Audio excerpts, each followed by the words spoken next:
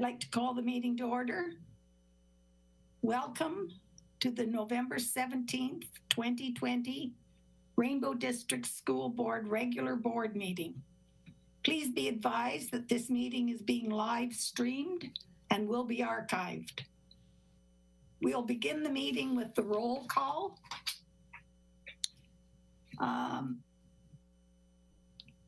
Linda Dubosky, I've been told, is absent. Carrie St. Jean.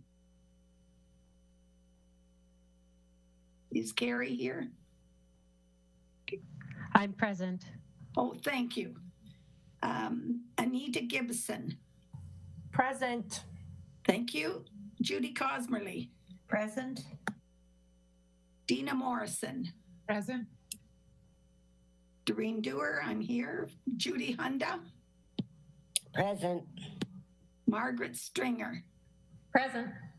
Thank you. Bob Clement, I'm told, will be absent. And student trustee Ava LaFrance. Present. Thank you. Approval of agenda. Motion that the agenda for the regular board meeting of November 17th, 2020 be approved. Moved by trustee Hunda, seconded by trustee Stringer. Poll vote, Director Blazik. Thank you, Madam Chair. Trustee Dewar, In favor. Trustee Gibson, In favor. Trustee Hunda, In favor. Trustee Cosmerly, In favor. Trustee Morrison, In favor? Trustee St. Jean, In favor. Trustee Stringer, In favor. Student Trustee LaFrance. In favor. Carried. Motion is carried. Preliminary declarations of pecuniary interest. There being none, we have a presentation from a community member this evening. Trustees are advised that the delegate has complied with all of the items listed under Governance Bylaw 5, delegations to the board. I'd like to welcome Mr. Fred Yakman from Espanola. Welcome, Mr. Yakman. Are you there?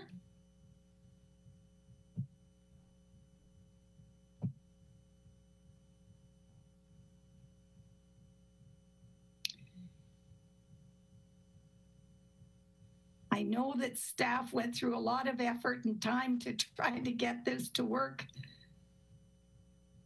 but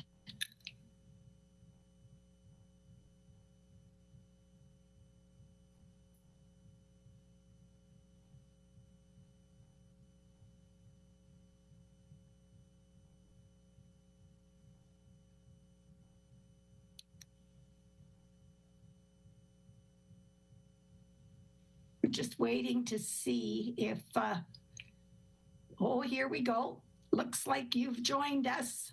Fred, Mr. Yakman, welcome to tonight's meeting. I've just introduced you, and if you're ready, you can go right ahead and continue with you have your mic turned off, Fred. Your mic is turned off. No. Your mic is, I can see on my screen that your mic is turned off. On your, there you go. My God, isn't technology marvelous? Well, sometimes I've called it other than marvelous, but yes, it is marvelous. Well, good evening, Madam Chair and trustees. I missed the introduction, so I am Fred Yakman. I'm co-chair of the Save A.B. Ellis Committee and a director of the Rainbow District, Rainbow Community Nonprofit. I wonder, excuse me, Fred, I'm sorry, but there's a rattle or a crackle, and it's very difficult to hear. All right, in that case, I had discussed this with Heather. The presentation is pre-recorded. They can just push it and it will be presented. And thank you again for the opportunity. No, you remain on standby so that perhaps if there's any questions, we could do that after the presentation. Certainly, thank you. Okay. Back to the main building.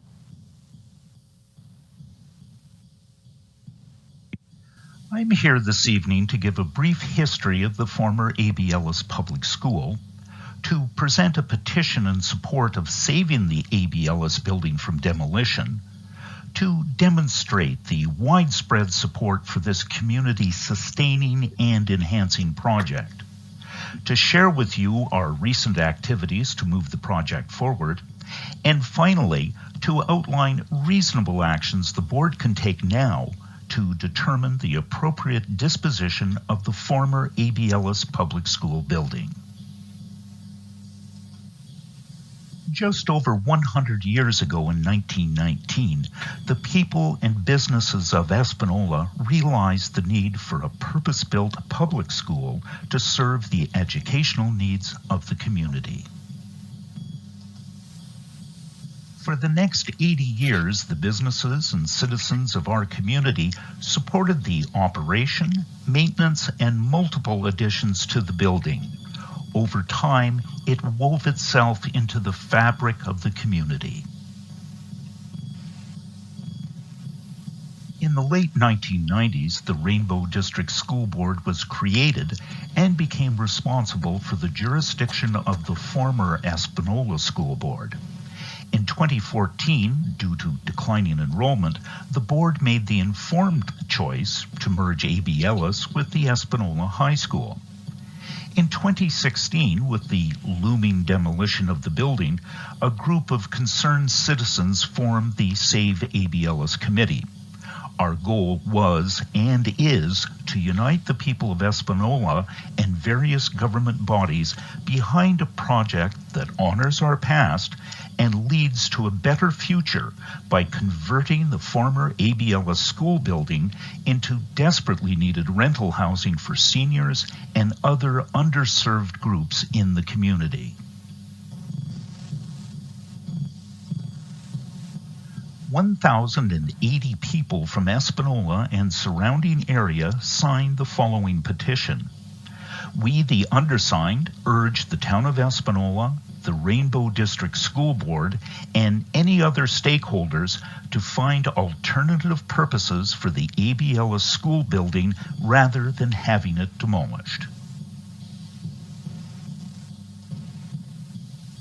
In May of 2018, the Espanola Town Council passed a motion supporting the Save A.B. Ellis Committee in our efforts to commission a feasibility study on converting and renovating the building for rental housing at no cost to the town of Espanola. All of our efforts since then have focused on building support for the project and finding the money to commission the study. Here's what we've accomplished. Received a letter of support from the town's largest employer, Domtar. It states in part, we support the effort to develop local housing solutions as this is an important aspect to our attracting and retaining employees at the mill. Met with the Manitoulin Sudbury District Services Board and confirmed the urgent need for affordable rental housing in Espanola.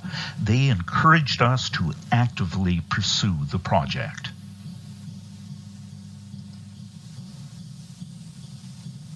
Held an outstanding 100th anniversary celebration of the original A.B. Ellis Public School building, thanks to a host of dedicated volunteers led by Wendy Ashton and support from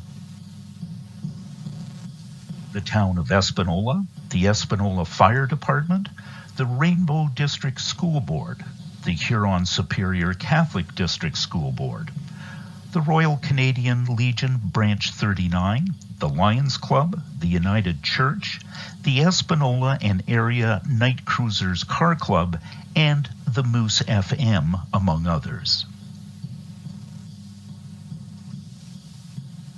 Commissioned initial site plan drawings for the project.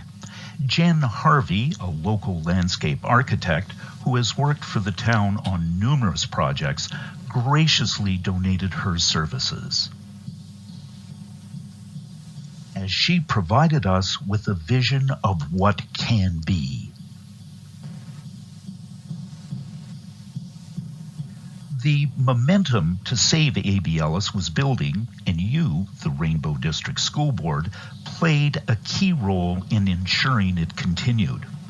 We are grateful that you agreed to aid our endeavor with a motion declaring the A.B. Ellis School building surplus to your needs. With motion in hand, we met with the Canadian Mortgage and Housing Corporation and confirmed our project qualified for the seed funding program for converting non-residential buildings to affordable multi-residential housing. In January, we had a broad-ranging conversation with your officials and a representative of CMHC about possible ways to move forward. The talks covered a wide variety of options, and we felt our discussions were extremely positive. We knew the key to moving forward was a feasibility study. I'm pleased to say last month, a private citizen from Espanola demonstrated their faith and commitment to our community with a generous 5-figure donation to cover the cost of the study. In doing so, our benefactor said, "I want to give back to the community, and this is a building with so much potential and hope for the future. I want to see much needed housing and a community space in this perfect location, and I was worried we would miss the opportunity and lose the building forever.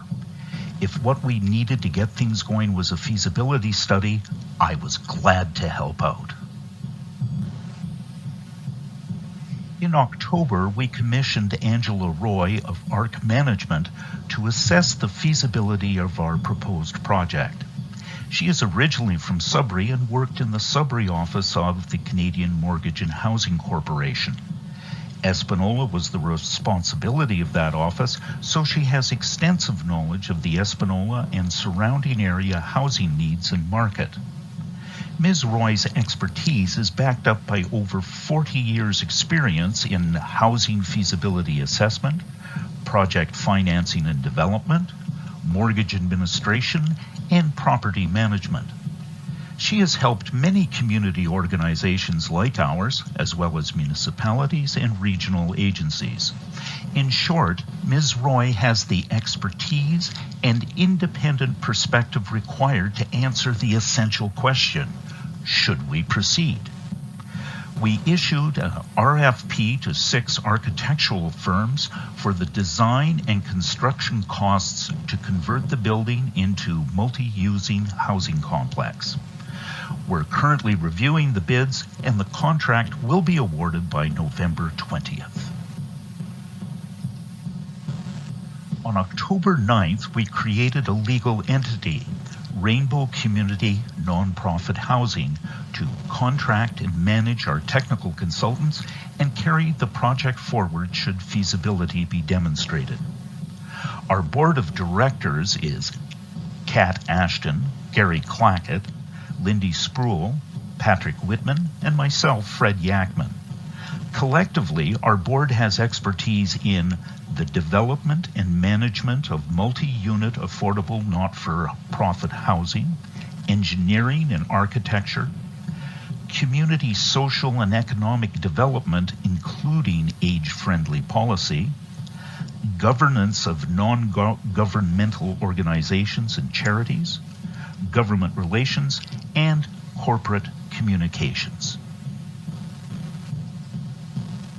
We expect the feasibility study to be completed early in 2021. In the meantime, We hope we can count on your assistance with the feasibility study in 3 key ways.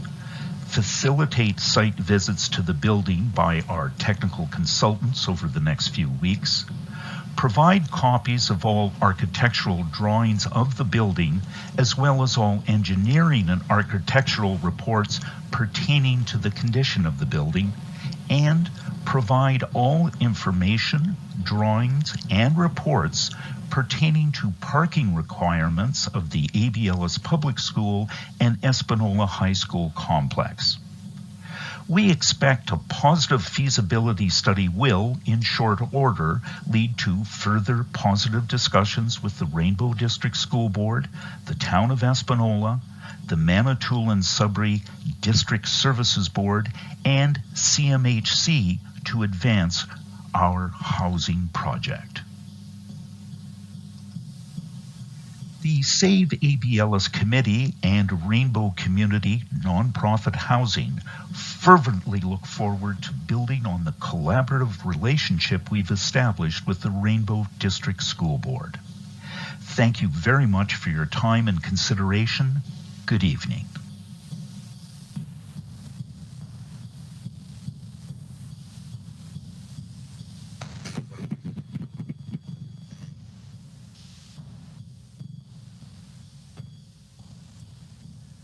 Dina, I just wanted to bring to your attention that it appears that Chair Dewar is having some challenges with her computer, so if I can ask that you can take over from here. Sure, I'll do my best. Thank you very much, Mr. Yackman. Much appreciated. I think all of us have had the opportunity to read the background information you were very kind to have shared with us prior to the meeting. So we had that. We also had the presentation that you shared with us tonight. So thank you again. Trustees, any questions for Mr. Yackman? Well, it would appear. A lack of interest, Mr. Yackman. This is something that we're always looking to work and support our communities. And this is something that trustees are going to have to discuss at an upcoming in-camera meeting because it involves accommodation. It's a legal entity. We also have current tenants of that building, which I know you're aware of. So there's a number of things that we as trustees are going to have to discuss and before we send you a formal response. But I didn't want to cut you off, Mr. Yackman. You look like you had something further you'd like to say. No, I just wanted to say thank you for the opportunity, and you know what the time lag. Sorry. Anyways, thank you very much.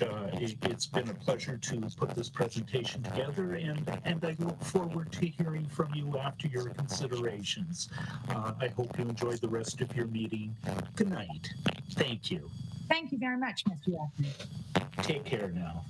That was virtual clapping you were seeing on your screen. Yes, that's what was going to be my comment. I was going to say thank you very much. You're very welcome. And to you as well. And All right, bye-bye now. bye-bye. Okay. So I assume that Chair Dewar is still having technical difficulties, Director Blasek? That is correct. Okay, so I'm winging it as best I can. Next item we had was report from in-camera meeting, and I believe we have none tonight. We didn't have an in-camera meeting. That's correct. Old business, we have a motion to pass our minutes. So I'm looking for a motion. I'm sorry, could somebody read me that motion? Sure. That the minutes of the regular board meeting held on Tuesday, October 27, 2020 be approved. Thank you, Director Blasek. Moved by Trustee Hunda, seconded by Trustee Cosmley. Full vote. Trustee Dewar, I think she's still having technical difficulties, so I'll just go on. Trustee Gibson? In favor. Trustee Hunda? In favor. Trustee Cosmerly? In favor. Trustee Morrison? In favor? Trustee St. Jean?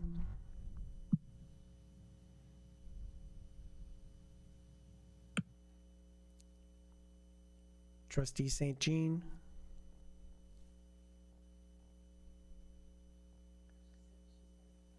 Okay, thumbs up, right? Trustee Stringer, In favor. student trustee LaFrance. In favor. I'll just try again. Trustee Dewar, is she back? No. Okay. So it's carried. Thank you, Director Blasek. Could you read the next item for me, Director Blasek? Sure. It's the 2020-21 school year update, which means I'll be moving to the podium. Thank you very much, Director Blasek.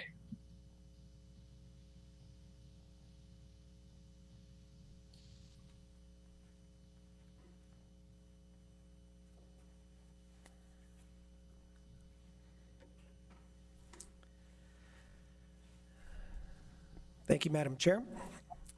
Trustees, since my last update to the board on October 27, 2020, COVID-19 has increased significantly around the world, across Canada, in Ontario, and here at home.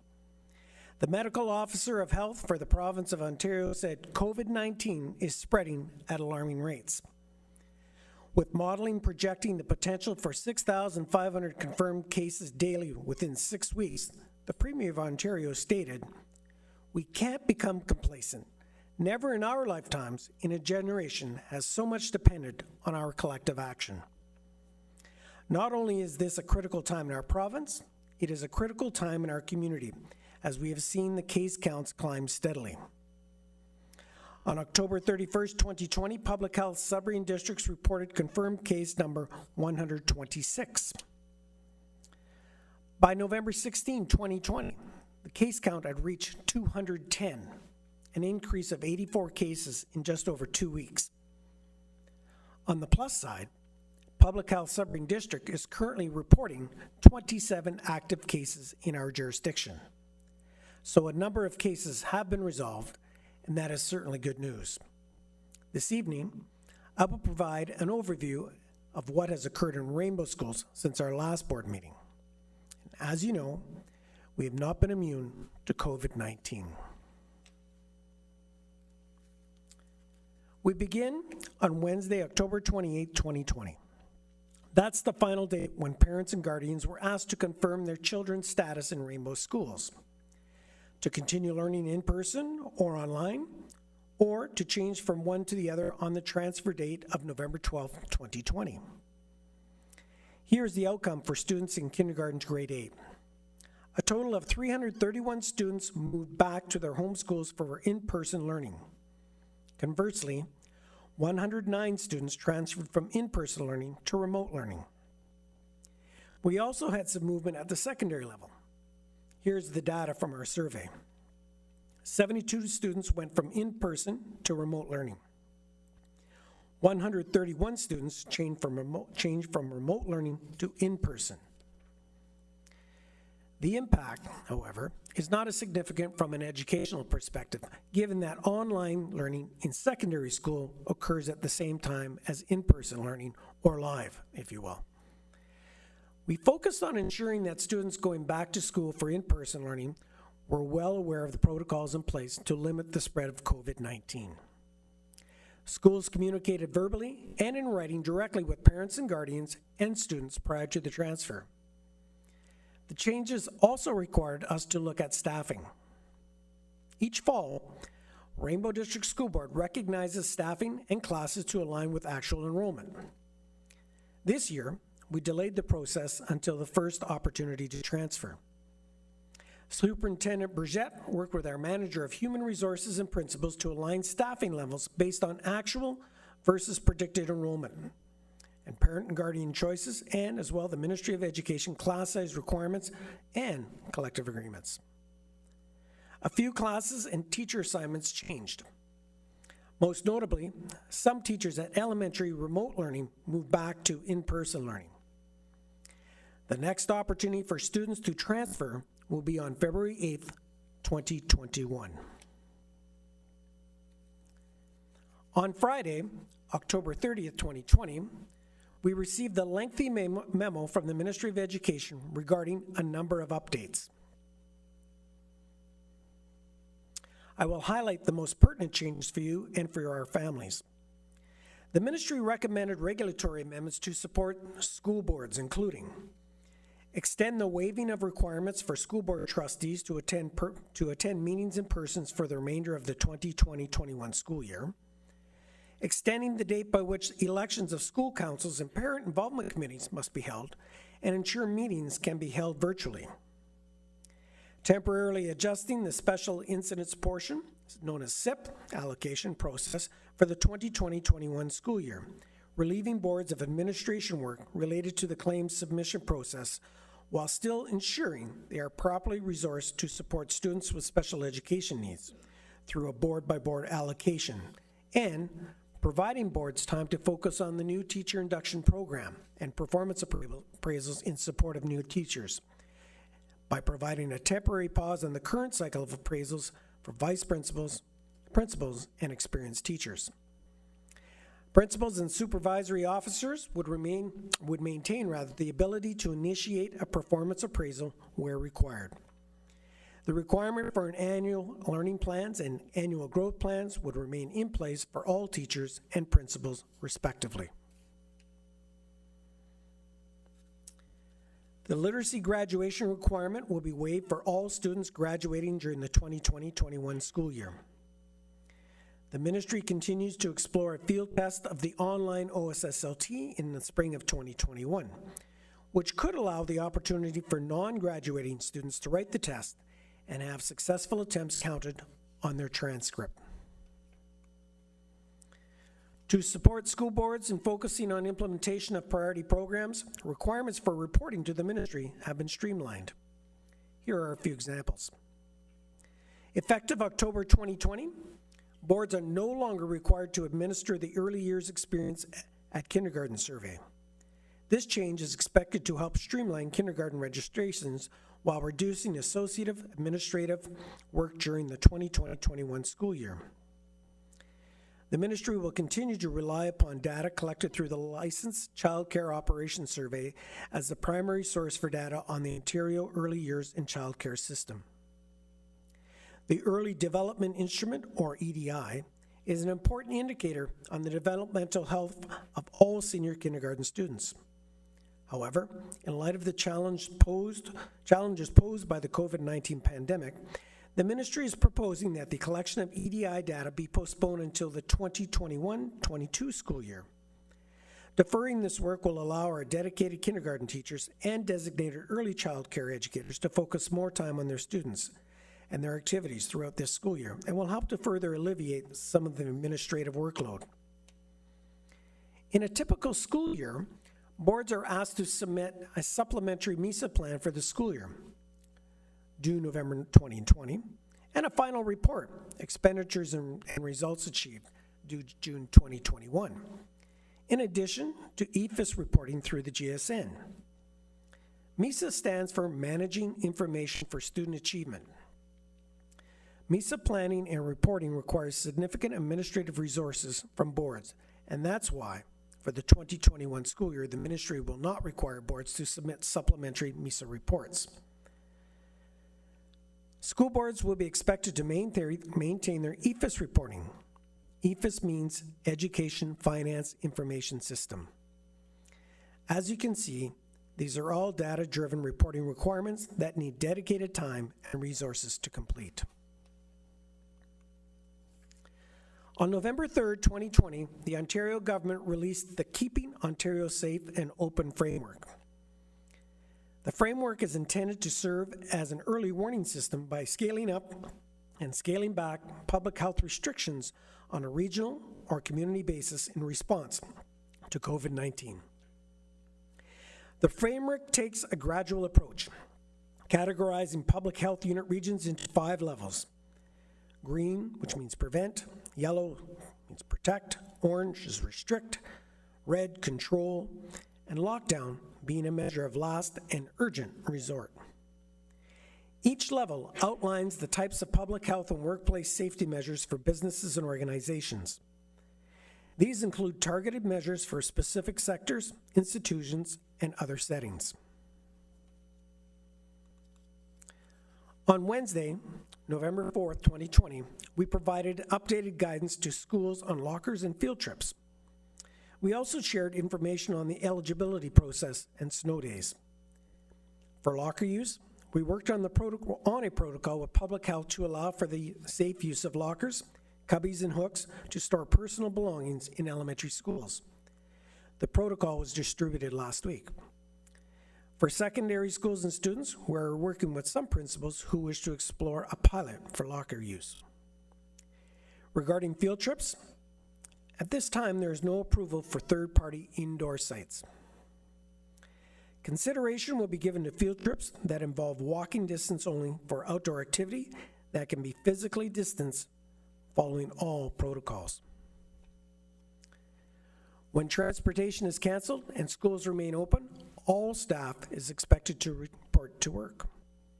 Classes will continue to run for elementary remote learners, and a letter was sent to parents and guardians on November the 16th.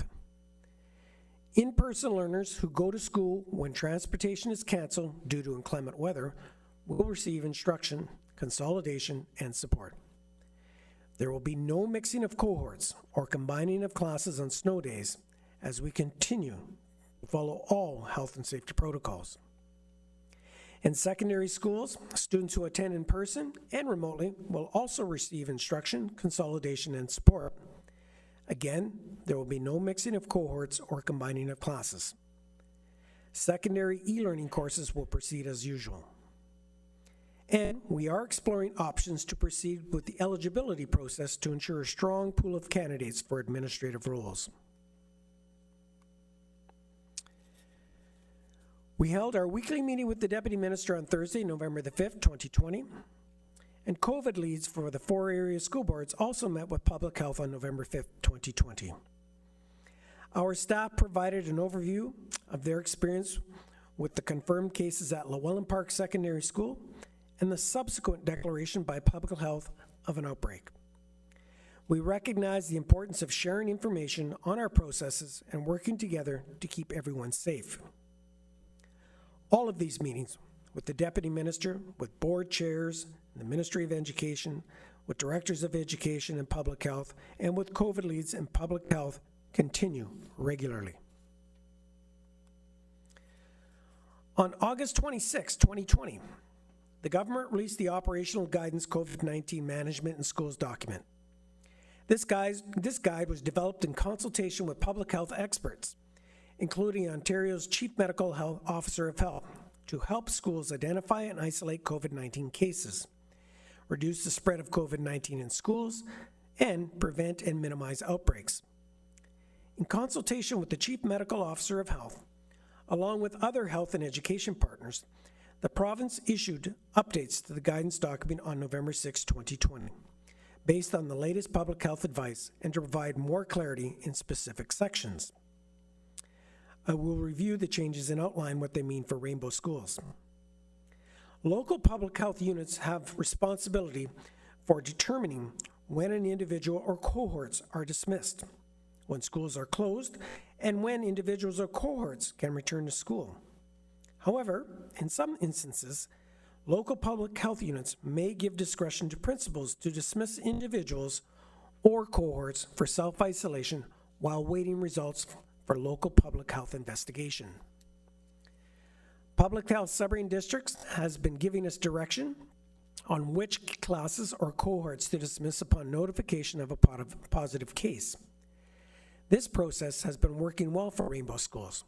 We act swiftly to implement the guidance provided.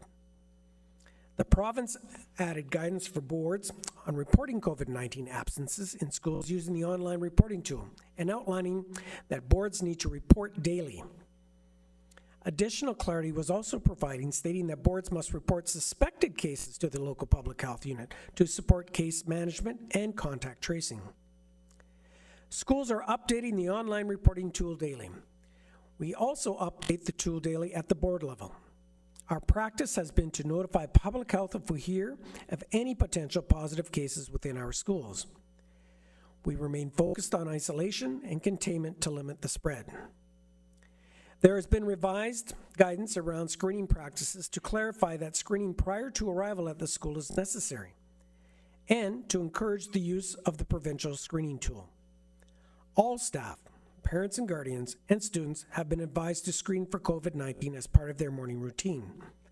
The provincial school screening tool is posted on the rainbowschools.ca, and this practice has been in place since the start of school. We remind parents and guardians, students and staff in our regular communications. The province added guidance on self-isolation periods to align with Ministry of Health guidance on testing and clearance, and updated guidance in the COVID-19 school and childcare screening tool. This information is embedded in the school screening tool. Staff and students have been informed to follow the instructions given in the self-screening tool. Language has been updated to clarify that if a child develops symptoms and their self-screening indicates that they should stay home, but their siblings do not have symptoms, the siblings do not have to isolate unless the child with the symptoms tests positive for COVID-19. This information is provided within the school screening tool as well. Schools have been instructed that siblings are permitted to attend school if they are asymptomatic and have passed the school screening tool. To be clear, the siblings of any students who test positive must remain at home. Additional guidance has been provided around continuity of learning and expectations that boards are prepared to pivot to remote learning when needed. This includes clarifying that boards are to support the transition to remote learning for siblings of students who have a confirmed case of COVID-19. A few of our secondary classes that were directed to self-isolated pivoted to remote learning quickly to ensure continuity of learning. For our elementary siblings, they typically inform their principal, and we send work home.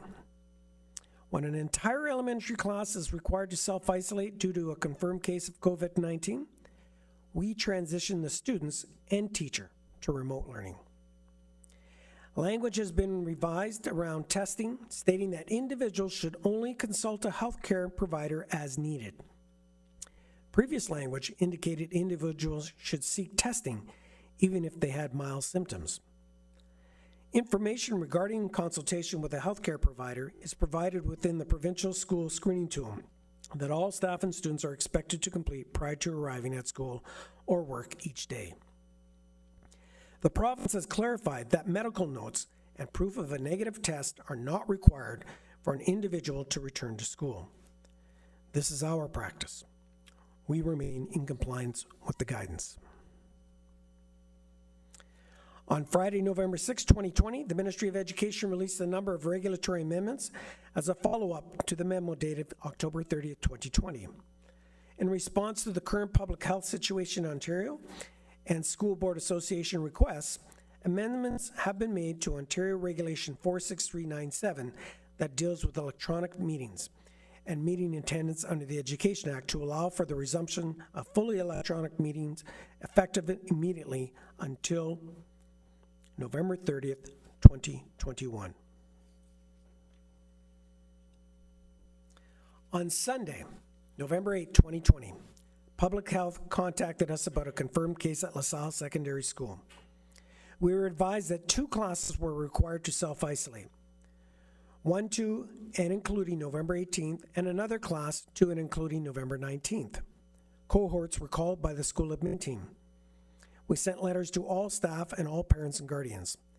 The letters to parents and guardians were posted on the COVID-19 advisory section of the board website and the school website. We updated our stats on confirmed cases, and the school entered the data in the ministry reporting tool. The second confirmed case at LaSalle Secondary School was reported to us the evening of Monday, November 9th, 2020. 2 more classes were required to self-isolate to and including November 20th, 2020. Public Health indicated there was no evidence of transmission at the school at this time. LaSalle Secondary School remains open. Once again, school staff worked diligently to contact the affected cohorts. We sent letters to all staff and all parents and guardians. The letter to parents and guardians was posted on the COVID-19 advisory section of the board website and the school website. We updated our stats on confirmed cases, and the school entered the data in the ministry reporting tool. On Tuesday, November 10th, 2020, Public Health Sudbury and District advised us that the outbreak at Llewellyn Park Secondary School was resolved. We updated our COVID-19 advisory section on the board website. Thanks to the United Way Centrape Northeast Ontario's Project Mask Task, Rainbow District School Board received 2,500 reusable masks for students in Rainbow schools. The United Way's Executive Director, Mary Lou Husak, presented the masks to us on Tuesday, November 10, 2020. Corporate donations of reusable masks are redistributed to those in need to ensure every child has a mask to protect themselves and others. We're grateful to the United Way and their corporate donors for supporting students in Rainbow schools. We thank the United Way and the community for working together to keep everyone safe. Rainbow schools celebrated Remembrance Day on Wednesday, November 11, 2020. This is an important tradition in Rainbow schools, and staff at the Center for Education were invited to mark Remembrance Day virtually via Google Meet. Thursday, November 12, 2020 was the first opportunity for students to transfer from online learning to in-person learning and vice versa. Of course, our calls with the Deputy Minister continue. The day ended with our very own Emily Caruso Parnell, Principal of Elementary Remote Learning, as a panelist on the agenda with Steve Paikin. We welcome the opportunity to have a Northern voice in the provincial conversation and thank Principal Caruso Parnell for accepting the invitation. On Friday, November 13th, Public Health Sudbury District advised us of a confirmed case of COVID-19 at Northeastern Elementary School. Students in one class were called early in the morning and asked to self-isolate to and including November 26, 2020. There was also an impact on 2 bus routes. Northeastern Elementary School remained open for teaching and learning. This was our first case locally in an elementary school and our first case locally involving transportation. The 4 directors had an opportunity to debrief with Public Health during our weekly call. Later on Friday afternoon, the province moved a number of health units in Ontario into different categories of the provincial COVID-19 response framework that I mentioned earlier in this presentation. Public Health Sudbury districts moved from the green prevent category to the yellow protect category, a response to the surge in cases locally. I will speak more about this in a moment, but first, we were enjoying a relatively quiet weekend until Sunday evening when we received a notice of a confirmed case at the Child Care Center at Marksday Public School. The service provider indicated that childcare, as well as the before and after school programs, would be closed until further notice. While the school does not operate the Child Care Center, it is an important part of our school community. For this reason, we wanted all of our parents and guardians to be informed, and we sent them a letter on Sunday night. The letter was posted on the board website and the school website early Monday morning. There was no public health direction related to the school as a result of the confirmed case at the Child Care Center. In an abundance of caution, however, we implemented enhanced cleaning and disinfecting before classes began on Monday morning. The move to the Yellow Protect category for our local health unit took effect on Monday, November 16, 2020 at 12:01 a.m. Strengthened public health measures came into effect to help control the spread of COVID-19. These measures include limited hours of operations for certain settings, reduced recreational program sizes, and additional enforcements and fines, and enhanced education in high-risk settings. We confirmed with Public Health Sudbury districts that the restrictions for sports and recreational facilities do not apply to our schools. There was a suggestion to maintain physical distancing in exercise rooms during training as much as possible, and we re-emphasized this was our schools. Beginning Monday, November 16th, Public Health Sudbury districts will change how COVID-19 cases are reported for our service area. The changes are being made to streamline processes while at the same time ensure the public has timely access to important public health information. Public Health will post updated data regarding new positive cases as well as any other COVID-19 related data on their website twice daily by 10:30 a.m. and 4 p.m. Monday to Friday, and once daily 4 p.m. on weekends and statutory holidays. For the most current local data, please visit phsd.ca/COVID-19/data. Individual public service announcements for positive cases will no longer be issued or posted on social media. Public Health will also post a weekly summary for any key developments, timely public health guidance, and of course, any relevant announcements. The weekly summary will be available online and shared proactively on social media with local media every Thursday. And lastly, COVID-19 has had an impact on mental health, and it's a reality we continue to address. As you know, the new Priorities and Partnership Fund, known as PPF, released in August of 2020, included investments to support the safe reopening of schools. School boards had the flexibility to use this funding to support the mental health of students. As a result, we are in the process of hiring 2 additional Master of Social Workers to support students and their families, as well as 2 Bachelor of Social Workers on contract to support our Tier 1 commitments related to mental health prevention in our elementary schools. In addition, a board-certified assistant behavior analyst has been hired to support students with significant behavior needs to remain in school. The remaining funding will be used to support training for our educators and social work team. Overall, this is an investment of just over $344,000. And this brings this evening's update to a close. I'll be happy to answer any questions that you may have. Thank you, Director Blasek. It's Dina, and I've noticed that Chair Dewar, her technical difficulties, I guess, have been resolved. So she's rejoined us. Yeah. I'm prepared to turn the chair back over to you, Chair Dewar. Thank you very much. I apologize for that, but it wasn't really me. It was the satellite.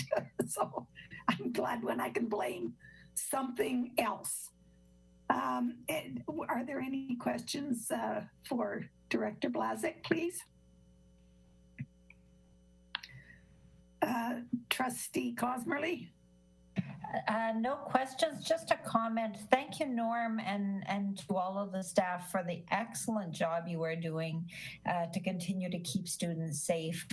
It blows me away. These are really challenging times, and clearly you're on top of things, and just want to thank you for that. Thank you, Trustee Cosmerly. Judy, thank you very much for, I know that all of the trustees feel the same way, and thank you for saying those kind words. Tenders and requests for proposals, there are none. Reports and recommendations from board committees, new business. Honorarium for trustees, 2020-2021. Superintendent Bazinet. Thank you, Madam Chair. The updated calculation is contained in your package, and essentially it shows the honorarium rates that will take effect on December 1st of 2020. It is a very slight increase as a result of a minor change in our average daily enrollment for our last fiscal year. Thank you. Thank you very much. Trustee Hunda, did you have something you want to say? Not a question. I just want to say yahoo, because I think this is the first time in a very, very long time we've had an increase. We've steadily decreased now for as many years that I can remember. So it's not just great news for the board, but it's nice for us to get a little pittance too. Thank you. Thank you very much. Trustee expenditures. I'll call on Superintendent Bazinet again. Thank you, Madam Chair. Within your package, once again, there's a one-page report entitled Trustee Expenses. It is for our last fiscal year that ended August 31st, 2020. It shows the various expenses for each of our trustees. This report will be posted on the board website tomorrow. We see on the very bottom right-hand side that the total was $114,663, and the funding allocation within the GSN for the governance portion, which is the trustee expenses, is $135,000. Thank you. Good to see we came in under budget. Thank you very much, Director, the Superintendent Bazinet.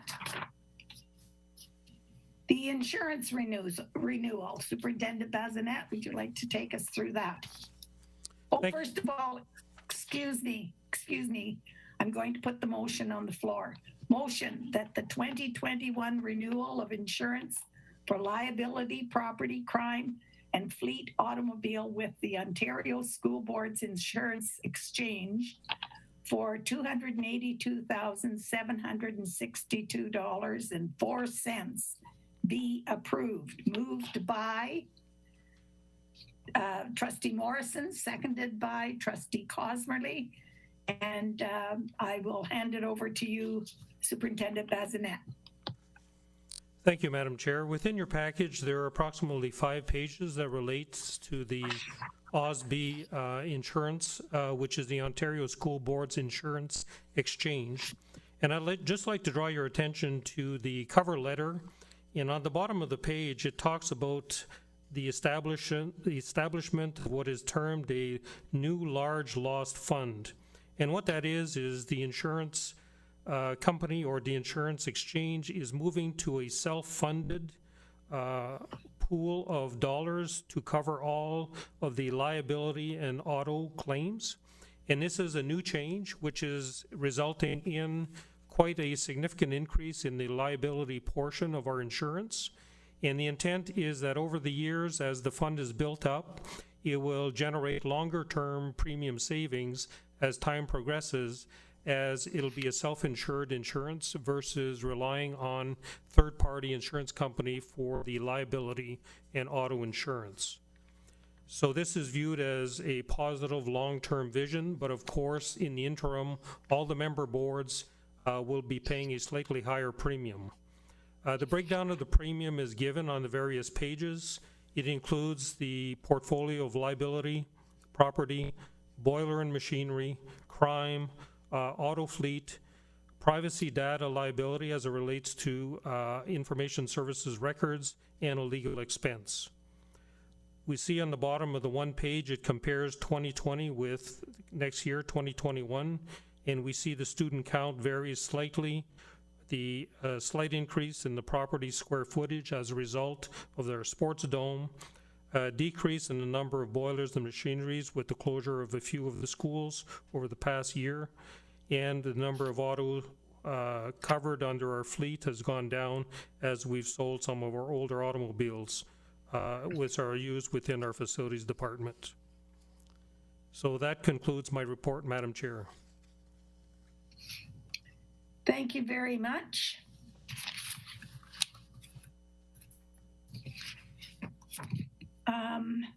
Poll vote, Director Blazik. Thank you, Madam Chair.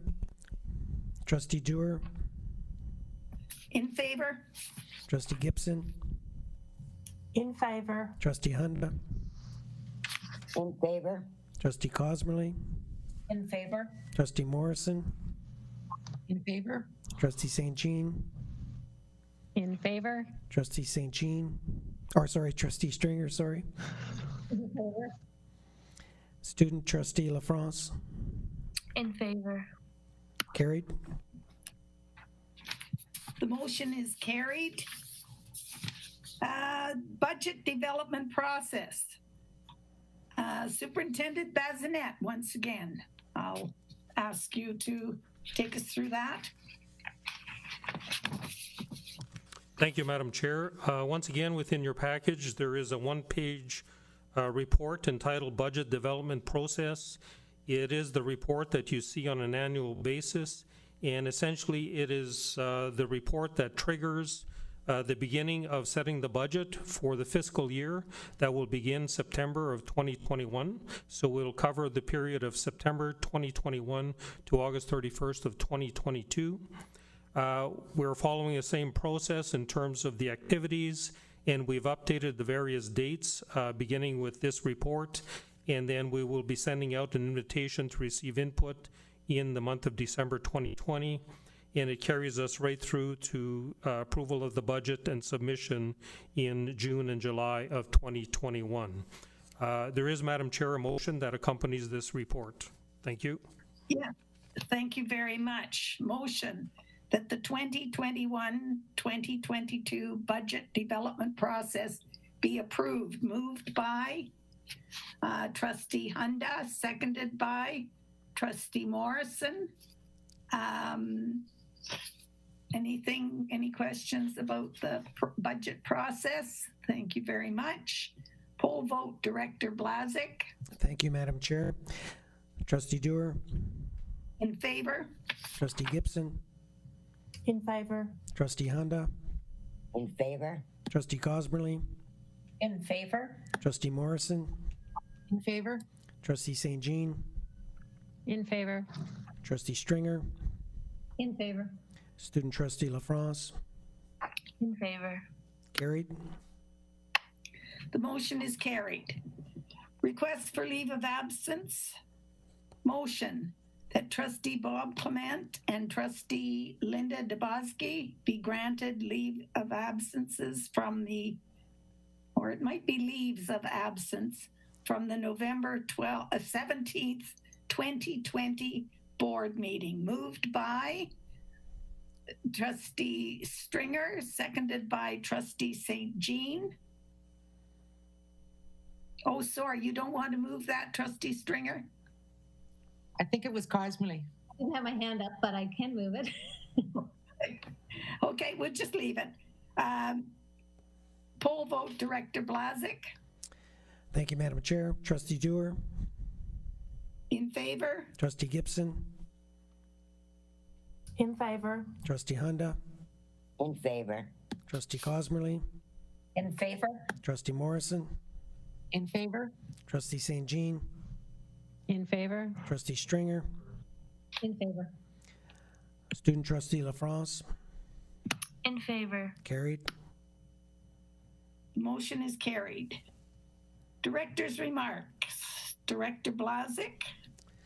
Thank you, Madam Chair. Just briefly, I just wanted to remind everyone that the flu shot, again, is every bit as important as it's always been. I just don't want it to be lost within the COVID challenge. I would encourage everyone to get it. Secondly, it's again, it's imperative that we all reinforce the public health messaging as it reflects to the to all COVID interventions. We've noticed a bit of a slip lately, so we want to make sure that we reinforce the interventions that are being promoted, and we encourage all of our parents and all of our stakeholders and all of our students to ensure they do their part in order to ensure the safety of all, and also to adhere to all of the requirements that are being suggested by public health. A special thanks to all schools for holding Remembrance Day ceremonies. It is quite remarkable how we are finding unique ways to acknowledge special dates and traditions. And as the holiday season approaches, we will continue to encourage our staff and students and parents and community stakeholders to somehow reach out to those who are less fortunate. So today I advise schools they could hold virtual fundraisers with conditions so that they can carry on some holiday traditions. As well, we look forward to schools holding online or virtual events to celebrate awards, concerts, and or other special events. To this end, I'm so proud of our staff and their collective efforts to make this year as normal as possible. And again, I want to thank all of the trustees who participated in creating the videos for the graduations. That's my report, Madam Chair.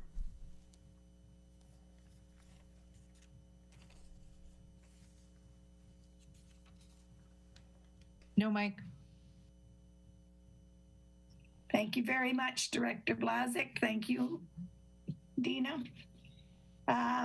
Student Trustee LaFrance, did you have anything? I guess I could give a little bit of an update about Student Senate, what we're working on. So we came up with an idea for end of the year conference. Of course, it's going to be virtual, but we're thinking of holding an equity conference or related to equity within our school board. So we're working on a survey right now to see how our students feel about some of the branches of equity, like Black Lives Matter, gender equality, and we also have got a couple presentations from the Northern Immigration Pilot through the YMCA. So we're also looking at immigrant students in our school, our newcomers, or how they feel welcome in our school, and we're kind of work with our survey to make a conference to make our students more aware of what's going on. Yeah.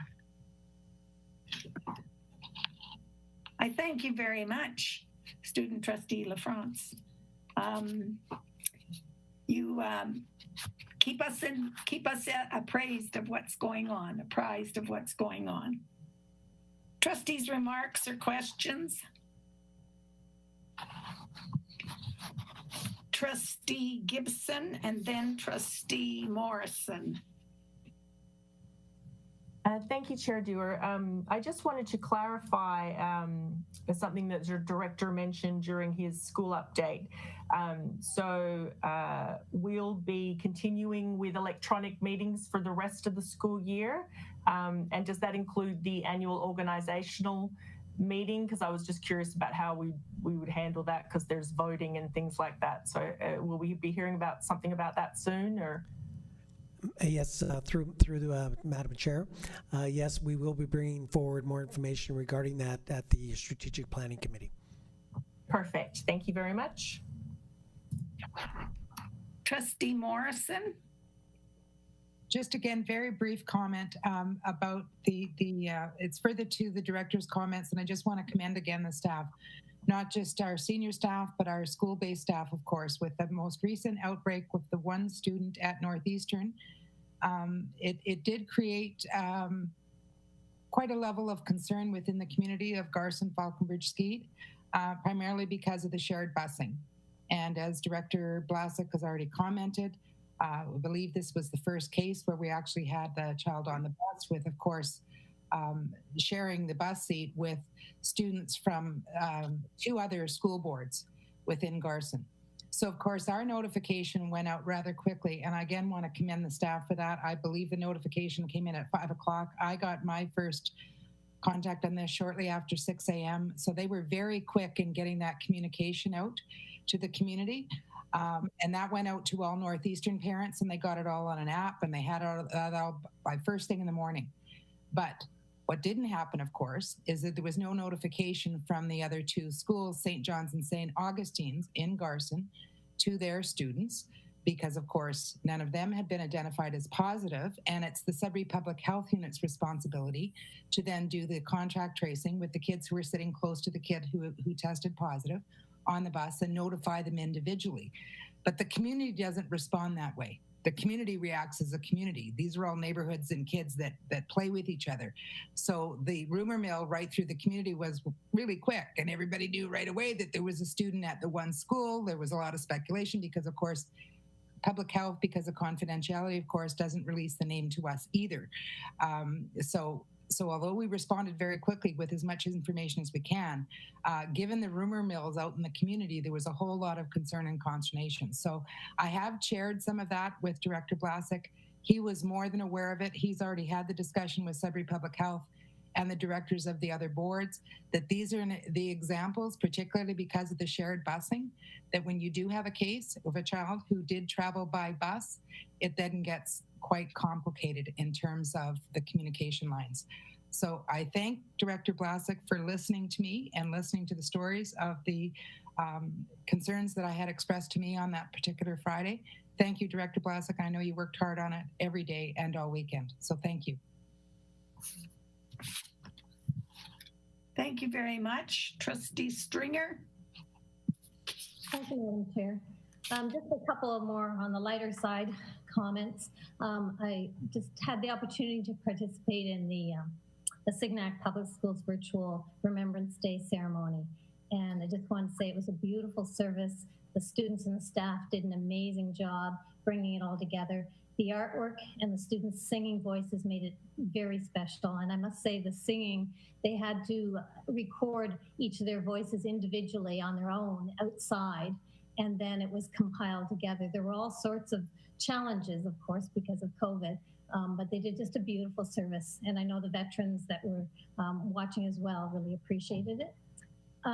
As well, on October 23rd, I had the opportunity to attend the opening ceremonies for the newly renovated areas at Manitoulin Secondary School. and we had a meaningful outdoor ceremony led by Elder Josh Ishkagan.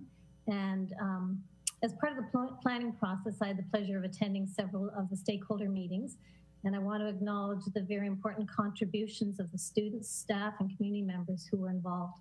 They helped to ensure that the renovated school is truly representative of the community it serves. The work of artists, Leland Bell, Chiging's Catherine Corbier, and Sculptor Quest are all prominently featured and contribute to an overall stunning result. I also want to acknowledge our manager of capital projects, Sandy Ackroyd.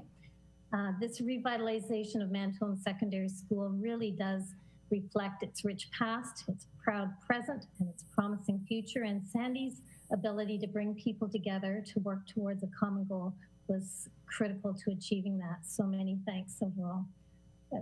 Project beautifully done. Thank you. We appreciate that update from you, Trustee Stringer. So under Chair's remarks, I would like to start off by saying that students and staff went paperless in support of World Paper Free Day on Friday, November the 6th. This green initiative challenged schools to create 21st century paperless classrooms by avoiding the use of printers, photocopiers, hard copy reading materials, and paper-based assignments for the entire day.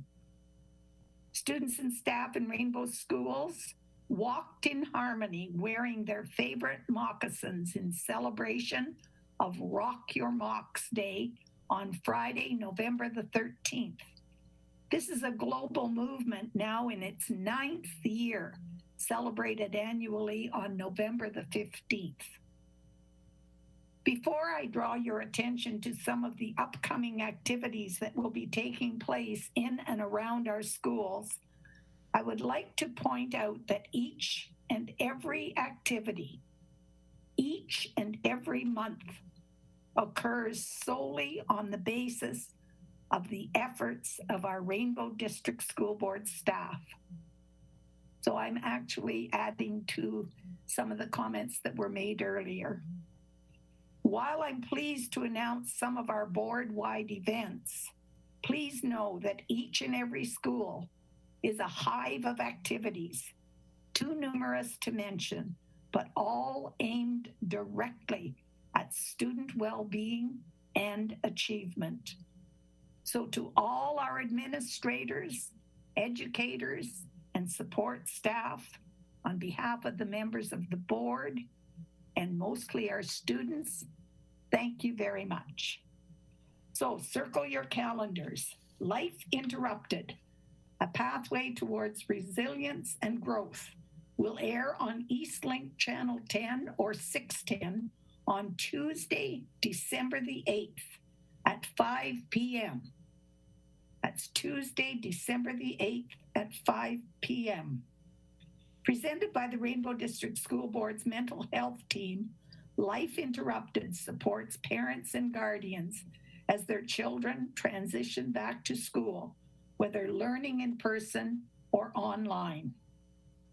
Participants will explore thought jars and the many benefits of practicing mindfulness, as well as gain strategies for talking and listening to children while navigating the potential grief and loss they may experience during a pandemic. A friendly reminder that you can drop off gently used winter clothing items in support of the Winter Clothing Drive that is powered by Cooper Equipment Rentals. At the Sudbury Women's Center is one spot where you can drop it off, or the Pregnancy Care Center, an infant food bank, or also at Better Beginnings, Better Futures. As always, parents are reminded to use the school screening tool for COVID-19 as part of your morning routine. A link to the school screening tool is available on the board's website.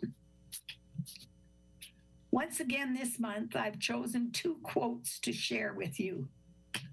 They are about coping, and they go hand in hand.